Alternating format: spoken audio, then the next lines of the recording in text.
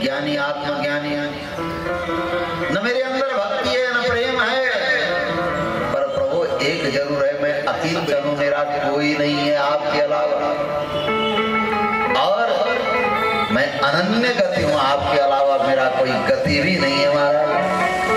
न धर्मनिष्ठोऽस्मि न चात्मवेदी न भक्तिमान। माने महाराज जैसे समझाया बात जम गई।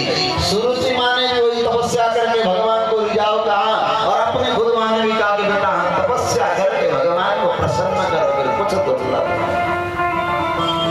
महाराज मध्य रात्रि में उसी दिन उसी क्षण मेरे महाराज जी कहते थे ये उसी दिन महाराज मन बनाए, उसी क्षण मन बनाया, अब मुझे कुटिया को छोड़ दे,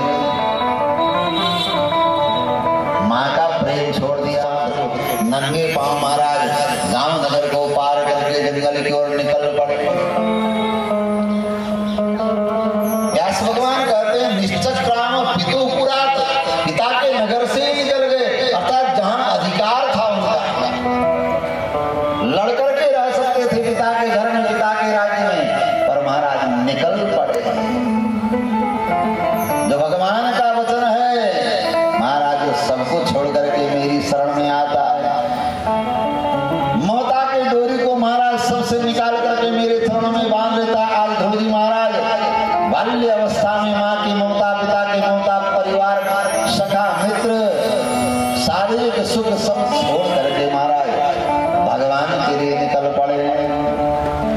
एवं संजल्पितं मातुराकर्ण्यार्थागमं वच संनियम्यात्मनात्मानं निश्चक्राम पितुः पुरा। उद्देश्य है भगवान को पाना है, तपस्या करना, पर कैसे करनी, क्या करना, नियम क्या है, यम क्या है, आचार क्या है, विचार क्या है, कोई भी ज्ञान नहीं, पर मन में है कि भगवान को पाना।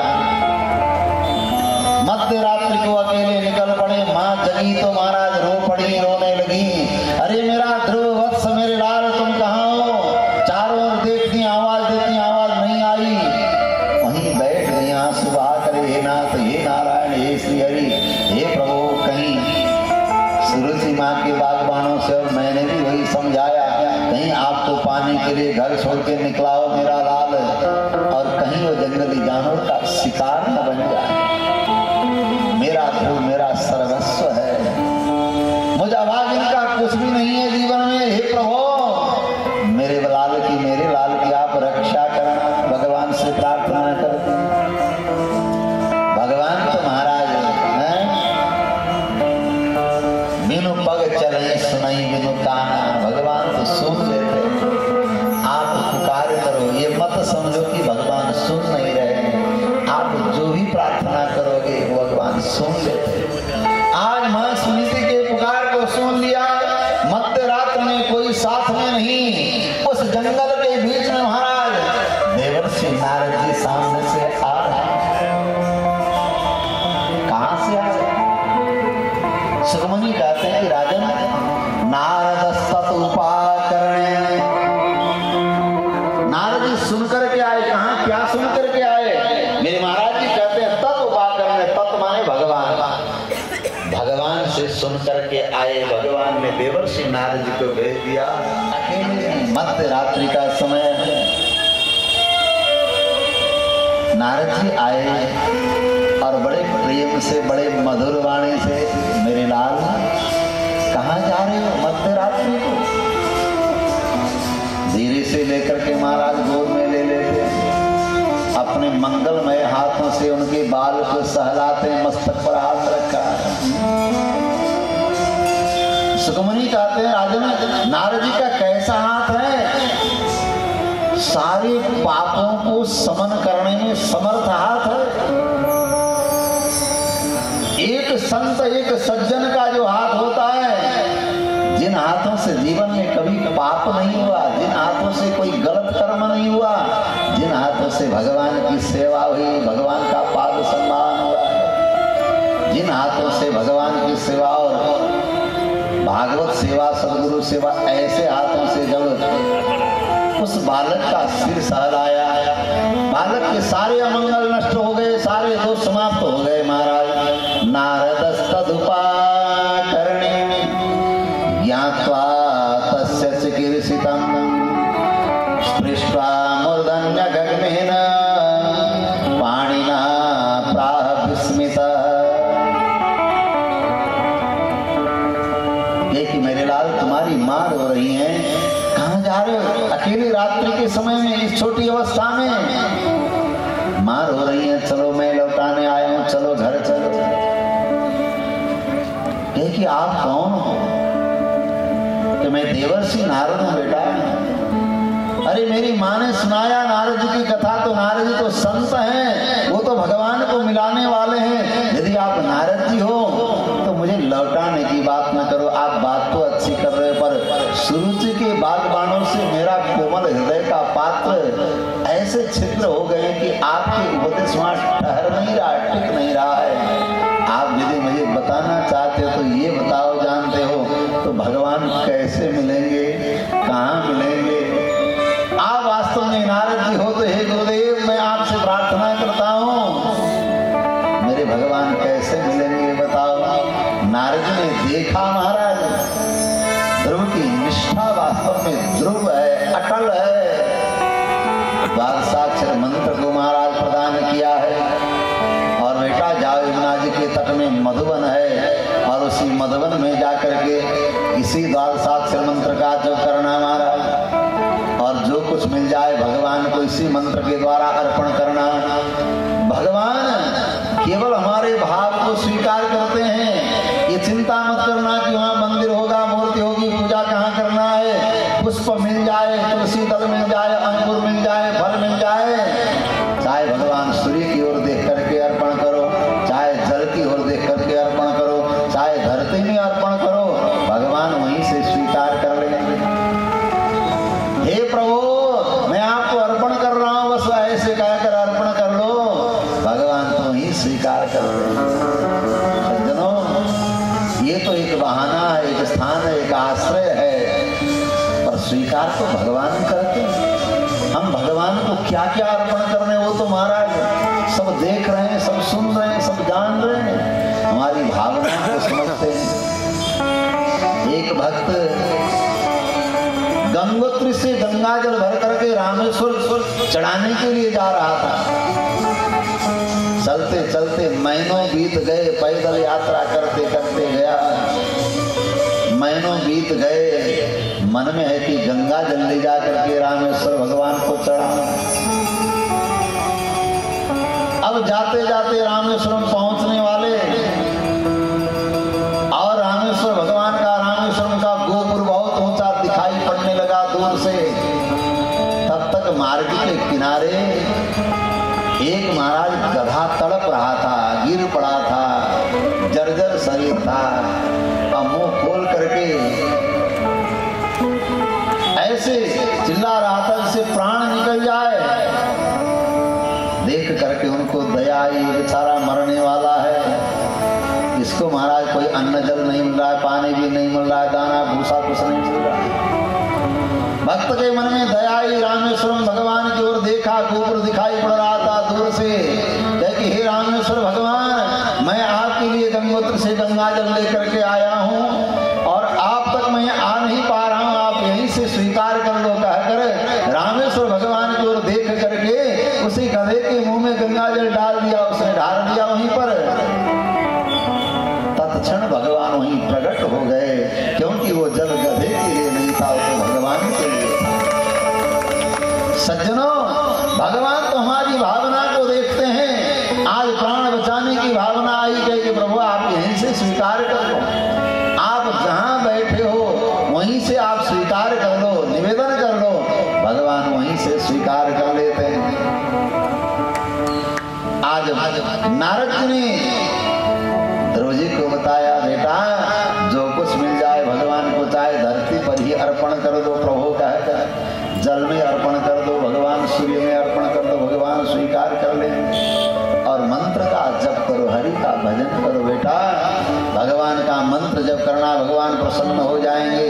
आज देवर्षि नारद जी की आज्ञा से ध्रुव जी महाराज मधुबन में गए हैं यमुना जी के तट पर और भगवान का भजन करने लगे। सुरुचि माँ ने जो उपदेश दिया वही सुनीति माँ ने कहा तपस्या कर, और देवर्षि नारद जी सदगुरु ने भी वही कहा बेटा भगवान का भजन कर। अब बात मन में दृढ़ हो गई। जब हमारा मन दृढ़ हो जाए, ध्रुव हो जाए, अटल हो जाए, विश्वास हो जाए तो भगवान दूर नहीं सज्जनों।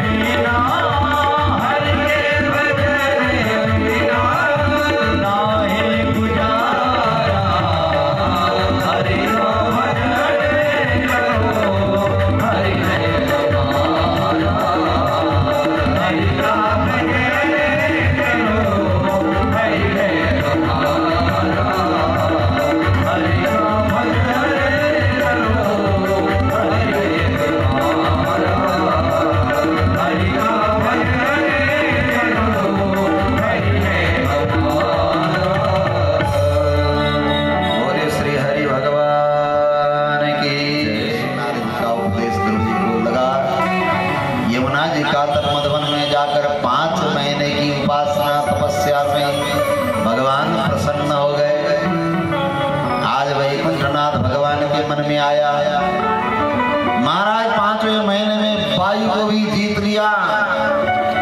वायु को रोक करके, प्राण वायु को रोक करके जब तपस्या करने लगे, हाहाकार मच गया। सारे देवता देवलोक से भगवान के चरणों में जाकर प्रार्थना करते हैं, प्रभु ये किसकी तपस्या से वायु रुक गई, आप जाकर के उनका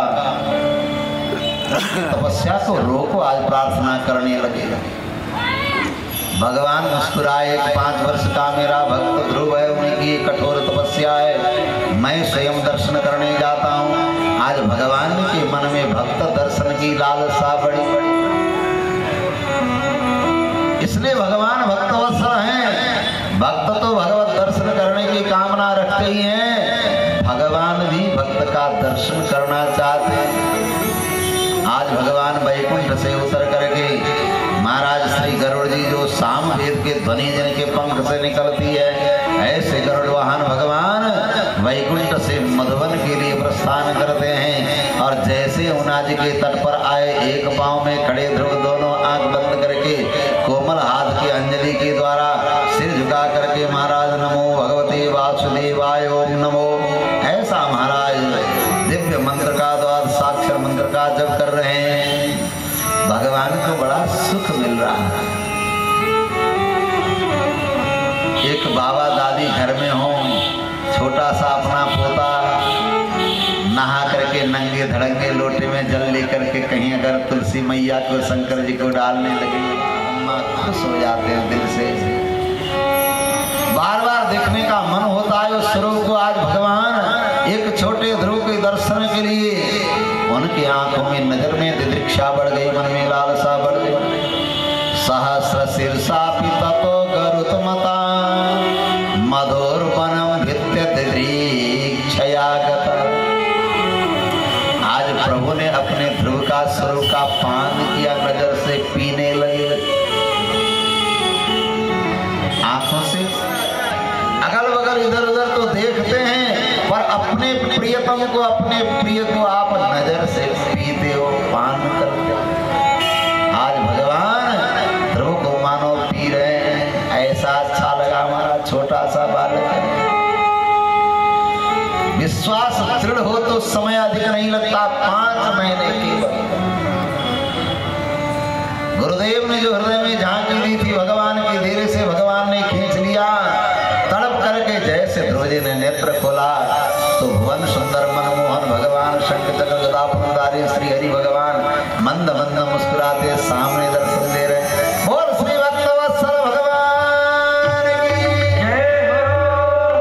ध्रुव जी स्तंभित हो गए, प्रभु आ गए, अब क्या करूं। अचानक, ये भी तो गुरुदेव ने नहीं बताया, भगवान इतने दिन में आएंगे, उसके बाद ये करना, आगे का पता नहीं। ऐसे महाराज बिल्कुल खड़े रह गए, नेत्र एक टक अपलक दर्शन करने लगे, सन्न हो गए। तब धीरे से ध्यान आया, मैंने प्रभु को प्रणाम तक नहीं किया। छोटा बालक भगवान के चरणों में मस्तक रख करके साष्टांग दंडवत। आज प्रभु के श्री चरणों में ध्रुव जी ने मस्तक रख करके साष्टांग प्रणाम किया। तद्दर्शने नागत साधु साचितो भवन्दतांगं विनमय्य दंडवत। प्रभु को एक छोटा सा ध्रुव भक्त बालक है, भगवान का भी नेत्र भर आया, हृदय द्रवित हुआ। कोई छोटा प्रेमी आकर अगर आपका दोनों पांव छू करके मस्तक रख के प्रणाम करे, हृदय द्रवित हो जाता है, सब कुछ निकल जाता है उसके, सारी मंगल कामनाएं अपने आप आशीर्वाद निकलते। आशीर्वाद कोई देता थोड़ी है, वो तो निकल जाता है। छोटे बालक ने चरण में प्रणाम किया, भगवान ने उठाकर उनको गोद में लिया है। नेत्र से महाराज के मुखारविंद को पान कर रहे हैं। मेरा ध्रुव है और ध्रुव भगवान के मुखारविंद को पान कर रहे हैं अपने नेत्र से। बार बार चुम्बन करने का मन हो रहा है, भाव से भरे हैं भगवान। ब्रह्मानंद की प्राप्ति आज ध्रुव को हो रहा है, गुरुदेव और माँ की कृपा से। यह आनंद महाराज, ये केवल वही भक्त अनुभव कर सकता है। ये केवल वाणी का विषय नहीं है। भगवान उठा करके जिनको बाहुसले में भर करके हृदय में लगा रहे हैं, भगवान जिनके लिए प्रेमाश्रु बहा रहे हैं, भगवान का स्पर्श का हृदय का आनंद जिनको मिल रहा है। दृग्भ्याम प्रपश्यन् प्रपिबन् निवारभकं चुम्बन् निवासेन भुजैरिवासितं। मन में आया कि मैं अगर कुछ पढ़ा लिखा होता तो प्रभु की कुछ स्तुति तो करता, भगवान के लिए कुछ तो सुनाता, पर कुछ भी तो मैंने पढ़ा तक नहीं। भगवान अंतर्यामी हृदय की बात समझ गए। ज्ञानमय ब्रह्ममय वेदमय शंख पांचजन्य भगवान के कर कमल में है। जैसे ही कपोल में स्पर्श कराया सारी विद्याएं खुल गई, सारा ज्ञान भर दिया भगवान ने। और ध्रुव जी ने भगवान की सुंदर स्तुति की। द्वादशाक्षर मंत्र गुरुदेव ने दिया था।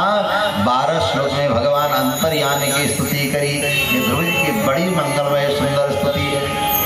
योऽन्तः प्रविश्य मम वाचमिमां प्रसुप्तां संजीवयत्यखिल शक्तिधर सुधाम् अन्यां सहस्रचरण श्रवण त्वगादीन् प्राणान् नमो भगवते पुरुषाय तुभ्यम्।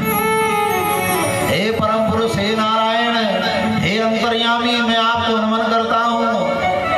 ध्रुव जी ने अंतर्यामी भगवान की स्तुति करी। भगवान के 5 स्वरूप में परस्वरूप परमात्मा, परब्रह्म, परवासुदेव एक स्वरूप है। भगवान का दूसरा परव्यूह स्वरूप है महाराज। भगवान का तीसरा वैभव स्वरूप श्री राम कृष्णादि विभव स्वरूप है। और भगवान का चौथा स्वरूप जीवात्मा के अंदर रहने वाले अंतर्यामी जो यही है। दूर सोचना नहीं पड़ेगा, जो रोज देखने की शक्ति दे रहे हैं, बोलने की शक्ति दे रहे हैं, सुनने की। कौन दे रहा है? वही तो अंदर बैठ के दे रहे हैं। अगर वो निकल जाए तो कुछ निकलेगा क्या यहाँ से?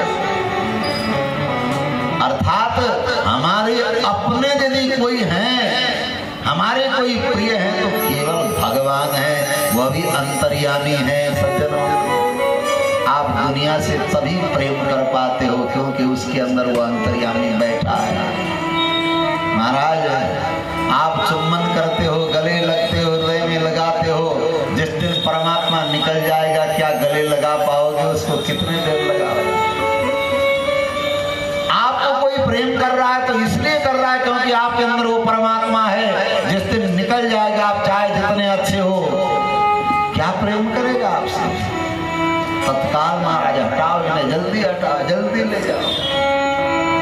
इसलिए भगवान ही हमारे अपने हैं, भगवान के अलावा कोई दूसरा नहीं। ईश्वर ही भगवान श्री हरि हमारे हैं। ये भगवान का हरि अवतार है। बोले श्री हरि भगवान की।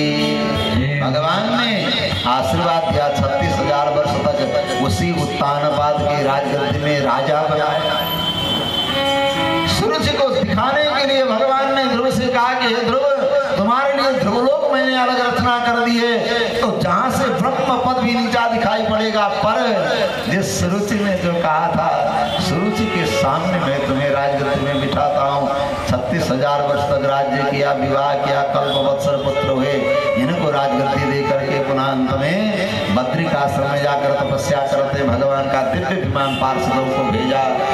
ध्रुव जी महाराज ने भगवत पार्षदों की पूजा करी, भगवत विमान की पूजा करी, परिक्रमा करके जाने लगे। मृत्युदेव आए, उनके मस्तक पर चरण रख करके ध्रुव जी महाराज भगवत धाम को जाते हैं।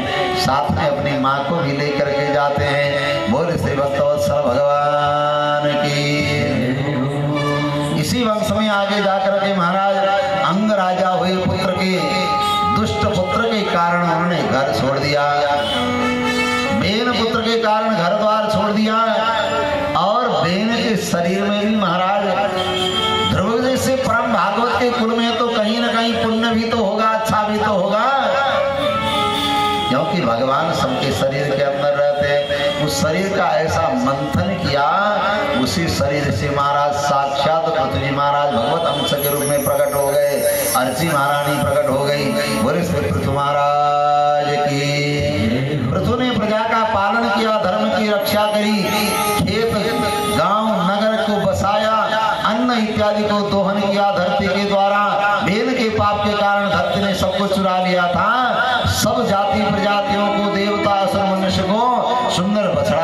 करके पृथ्वी महाराज ने दोहन किया नरस का और धरती महारानी को पुत्री की तरह प्रेम करने लगे, तो ये धरती पृथ्वी कहलाई। पुत्री होने के कारण बोले श्री पृथ्वी महाराज की। अंत में भगवान से महाराज यज्ञ कर रहे थे, 100 अश्वमेध यज्ञ।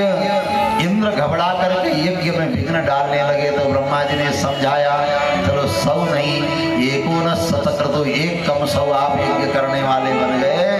आपको क्या जरूरत है, आप तो भगवान के हो, भगवान के स्वरूप हो।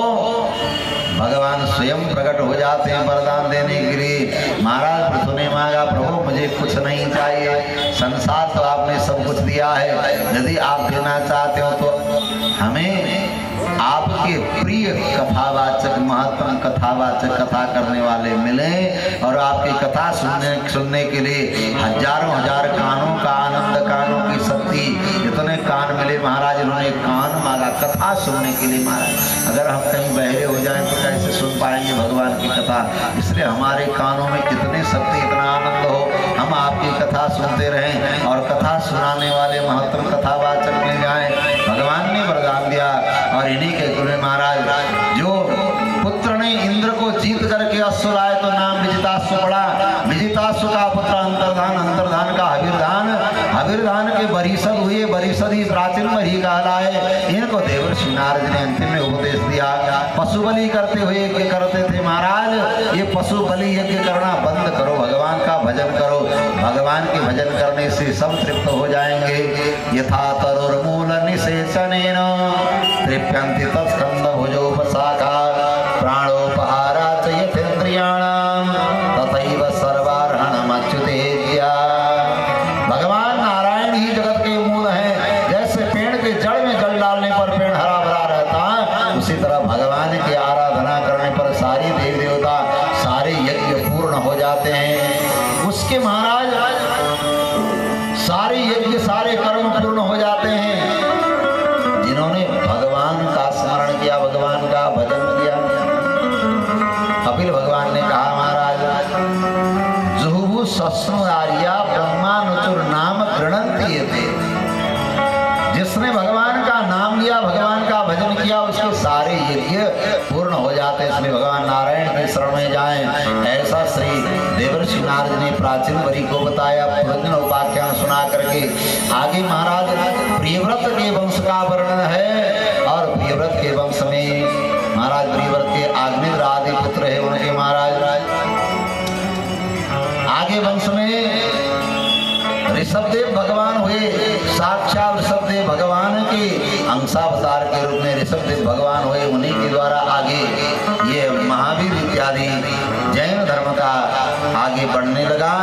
इस तरह ऋषभदेव के द्वारा इंद्रपुत्री जयंती के द्वारा 100 पुत्र हुए, 100 में ज्येष्ठ वर श्रेष्ठ हुए और बाकी 100 भाई पुत्र में पिता के उपदेश और पिता के धर्मोपदेश के कारण 81 ब्राह्मण धर्म को पालन करने वाले हुए। 9 महायज्ञ हुए। कभी हरि अंतरिक्ष प्रबुद्ध पिपलायन द्रुमिल चमस करभाजन नाम के महायज्ञ हुए। 9 को 9 खंड का राज्य राजा बनाया और महाराज चक्रवर्ती सम्राट भरत जी बने।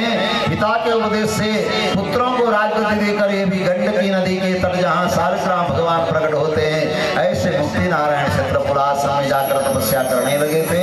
एक मृग सावक में मन लगने के कारण दूसरा मृग शरीर बना और तीसरा मृग शरीर छोड़ने के बाद अंगिरा गोत्र के घर में ब्राह्मण बन करके आए और वहां भी जड़ भरत कहलाए और मन में संकल्प लिया, अब दोबारा जन्म नहीं लेना, इसी जन्म से भगवान को पाना। ऐसा संकल्प सज्जनों, श्रीमद् भागवत से हमको भी यह संकल्प लेना है, दोबारा हम जन्म नहीं लेंगे, इसी जन्म में भगवान को पाना है। इस शरीर से नरक नहीं बनाना है, संसार नहीं बनाना है, इस शरीर से भगवान के श्री चरण को प्राप्त करना, ऐसा संकल्प लें। और जड़ भरत जी ने भगवान को ही प्राप्त किया। अंत में रघुगण महाराज को उपदेश दिया भवाटवी का वर्णन और महाराज 9 वर्ष में भगवान 9 स्वरूप में विराजमान होते हैं। महाराज इलाव्रत किम पुरुष हरिवर्ष इत्यादि रम्य केतुमाल हिरण्य के उत्तर गुरु और भारतवर्ष में भगवान नर नारायण रूप में विराजमान है। भारतवर्ष की महिमा आगे नरक का वर्णन आया। देश धरती से दक्षिण भाग में नीचे के भाग यमलोक है, जहाँ पापियों को दंड देने के लिए भगवान ने नरक की व्यवस्था करी। नरक के भय को सुनकर के महाराज परीक्षित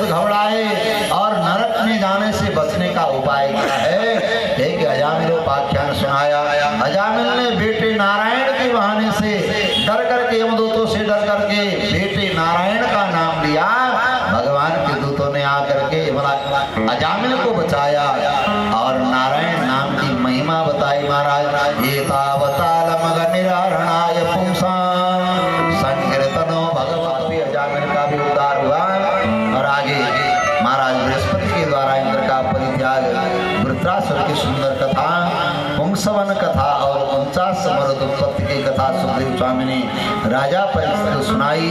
कल के चरित्र में आपको नृसिंह अवतार प्रहलाद चरित्र और गजेंद्र मोक्ष, वामन अवतार श्री राम अवतार और अंत में भगवान का कृष्ण जन्मोत्सव, ये आपका गरुड़ गोकुल वृंदावन बन जाएगा।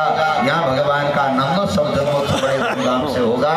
आप भारी संख्या में आकर के भगवान का जन्मोत्सव कथा का आनंद लें और हाथ में भगवान के लिए कुछ न कुछ महाराज फल नैवेद्य उपहार लेकर के आए, क्योंकि हम भगवान के जन्मोत्सव मनाने आएंगे और समय से पधार कर कथा का आनंद लें। आइए, भगवान नाम की महिमा महाराज, भूल से भी भगवान का नाम ले तो जीव का उद्धार उसी नाम के द्वारा हो जाता है। जो अजामिल ने नारायण नाम लेकर के जीवन को सुधार दिया है। आइए भगवान नाम संकीर्तन, आरती और प्रसाद लेकर के जाएं।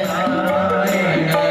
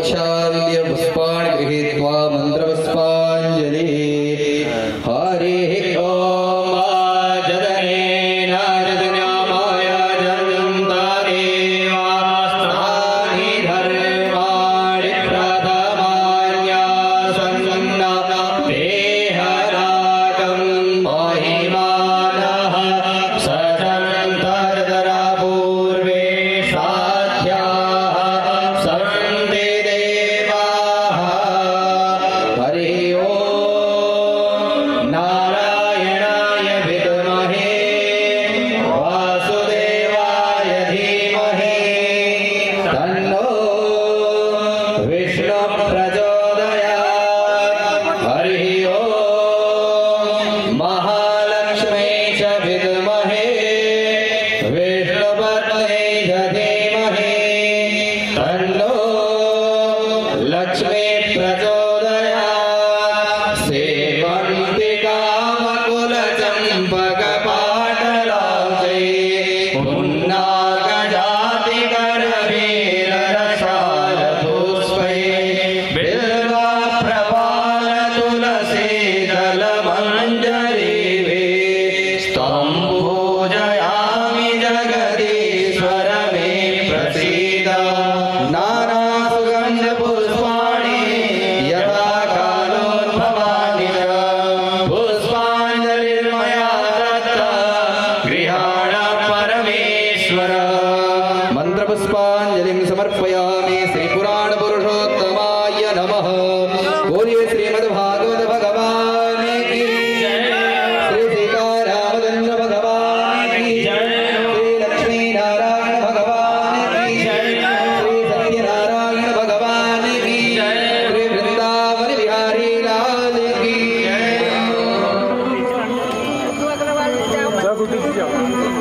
और यहाँ व्यासपीठ प्रसाद ले लें, क्योंकि आप बड़ी लगनशीलता से इस कथा को संपन्न कराने में सेवा कर रहे हैं। हमारे भैया जी के मामा जी कहाँ गए? लग रहा है चले गए, समय ज्यादा हो गया। श्री राधे श्याम। तो आप सब कल समय से कथा पंडाल में उपस्थित होकर कल हम सब बड़े ही धूमधाम से भगवान का जन्मोत्सव मनाएंगे। आप सभी के सहयोग से बड़े आनंद से कार्य संपन्न, ये कथा यज्ञ संपन्न होगा।